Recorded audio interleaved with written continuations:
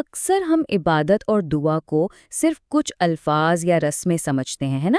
لیکن اصل میں یہ ایک بہت گہرا، ایک مقدس مکالمہ ہے۔ آج ہم مل کے اس مکالمے کے کچھ ایسے رازوں سے پردہ اٹھائیں گے جو ہماری زندگیوں کو پوری طرح بدلنے کی طاقت رکھتے ہیں۔ ذرا سوچئے، کیا ہو اگر نماز صرف ایک فرض کی ادائیگی نہ رہے، بلکہ وہ ایک حقیقی، ایک ذاتی گفتگو بن جائے؟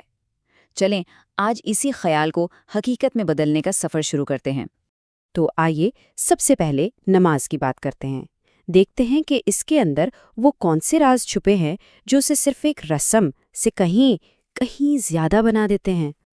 دیکھیں، سب سے بڑا راز وہ ہمارے اپنے دیکھنے کے انداز میں ہے۔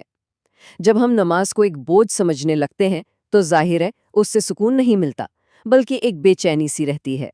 لیکن دوسری طرف جس لمحے ہم اسی نماز کو ایک رحمت، ایک تحفہ سمجھنا شروع کر دیتے ہیں تو پھر پوری کہانی ہی بدل جاتی ہے۔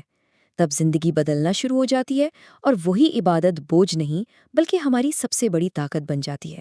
تو نماز کے وہ راز ہیں کیا؟ یوں سمجھیں کہ یہ 4 چابیاں ہیں۔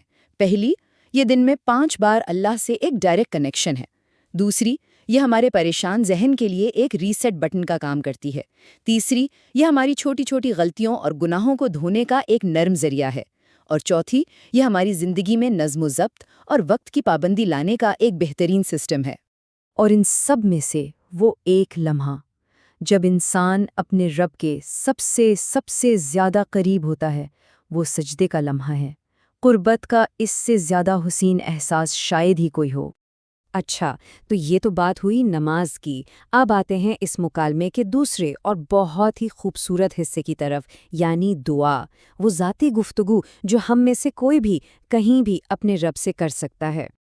اور دعا کی سب سے بڑی خوبصورتی کیا ہے؟ یہی کہ اس کے لیے کسی خاص زبان، کسی خاص الفاظ کی ضرورت نہیں ہے، بس ایک سچے، مخلص دل کی ضرورت ہوتی ہے۔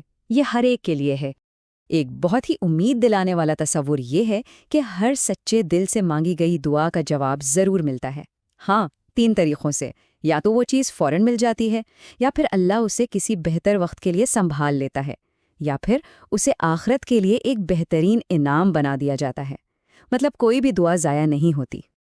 اور ہاں، کچھ ایسے خاص لمحات بھی ہیں جب یہ گفتگو سب سے زیادہ طاقتور ہو جاتی ہے، جیسے سجدے کی حالت میں، تہجد کی خاموشی میں، روزہ افطار کرتے وقت، اور اذان اور اقامت کے بیچ کا وقت۔ کہتے ہیں یہ وہ وقت ہے جب آسمان کے دروازے کھلے ہوتے ہیں۔ تو اب ہم پہنچتے ہیں اس ساری گفتگو کے نچوڑ پر، ایک سنہرے اصول، ایک گولڈن فارمولا پر، جہاں نماز اور دعا دونوں مل کر ایک ہو جاتے ہیں۔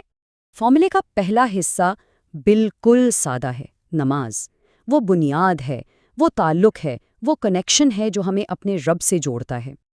اور فارمولے کا دوسرا حصہ وہ ہے دعا۔ دعا کیا کرتی ہے؟ وہ اس بنے بنائے کنیکشن کو ایکٹیویٹ کرتی ہے۔ یہ وہ گفتگو ہے جو اس تعلق کو زندہ رکھتی ہے اور اسے معنی دیتی ہے۔ تو جب یہ تعلق اور یہ گفتگو دونوں آپس میں مل جاتے ہیں تو اس کا نتیجہ کیا نکلتا ہے؟ اس کا نتیجہ یہ ہے کہ ہمیں زندگی کے بڑے سے بڑے طوفانوں کا سامنا کرنے کی ہمت ملتی ہے۔ کیونکہ جب یہ ربط یعنی نماز اور یہ گفتگو یعنی دعا دونوں مضبوط ہو جاتے ہیں تو نتیجہ یہ نکلتا ہے کہ زندگی کے بڑے سے بڑے طوفان بھی انسان کو توڑ نہیں پاتے۔ یہی وہ روحانی طاقت ہے جو اس مقدس مکالمے سے حاصل ہوتی ہے۔ تو آخر میں بس ایک سوال، آج ایسی کون سی ایک بات ہے جس کے بارے میں اپنے رب سے گفتگو شروع کرنا سب سے زیادہ اہم ہے؟ اس پر ضرور سوچیے گا۔